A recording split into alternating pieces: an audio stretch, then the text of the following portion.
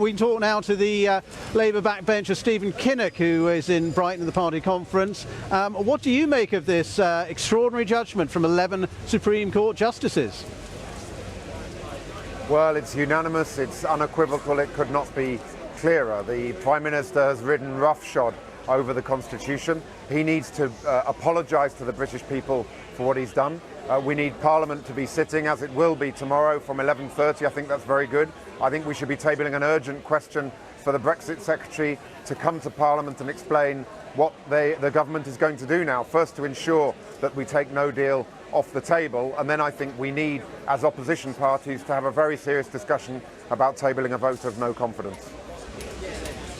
A lot of people have been having their say about Boris Johnson, and plenty of his opponents suggesting he should resign over this. Do you agree with that? I would agree with that, but it's not going to happen. I mean, we've seen that Boris Johnson is utterly reckless and ready to ride roughshod. He will just squat in number 10 Downing Street, I think. So we have to take matters into our own hands in Parliament. The first step of that is get us back on the green benches where we should be, holding this government to account and showing that the institution of Parliament is where we can defend our democracy from those who are trying to ride roughshod over it and abuse the trust of the British people and indeed mislead the Queen. I mean, many people were not expecting this judgment. They thought if it did go against the government, it wouldn't be as strong as this. Were you surprised by the strength of the words that Lady Hale read out, the President of the Supreme Court?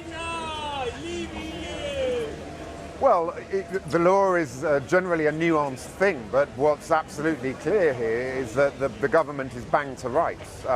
It was always a very flimsy excuse. I think there was outrage across the country when they tried to pretend that they needed more time to prepare the Queen's speech. It's honestly an insult to the intelligence of the British people. I'm just frankly amazed that they didn't work through this and realise that that it could end up in this way in the Supreme Court. So it not only shows that they're ready to abuse our democracy, it also shows that they're utterly incompetent and not fit to govern. A lot of people are saying the Labour Party isn't being very competent at the moment with its rather tortured position on Brexit and the way all that voting happened yesterday. You're at the party conference. What was your reaction to all of that? Well, I think that we should have stayed clear with our 2017 manifesto position, which is to respect the result of the referendum and leave with a deal.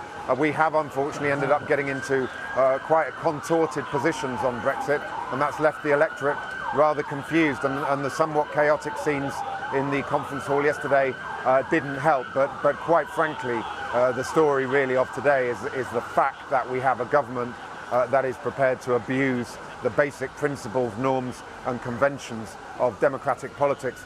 We cannot stand for this. We will not stand for this. Parliament will be recalled tomorrow, and we will show loud and clear that we are not going to allow a Prime Minister who is ready to abuse Parliament and mislead the Queen to continue in the way that he is. But the number one priority must also be to take no deal off the table. That means ensuring that we do get the extension that we need from the summit in Brussels, but that I think we should use that time to negotiate very seriously to get the deal that the country needs to get over the line of Brexit, so that we can finally take politics back to the bread and butter issues that we used to talk about: health, education, jobs, policing, the future of our children. Those are the things the British people really want to talk about. Let's get this mess cleared up and let's move on. But as things stand, we have a government that is standing in the way of us doing that. Parliament needs to be reconvened tomorrow, and we need to get our democracy working again.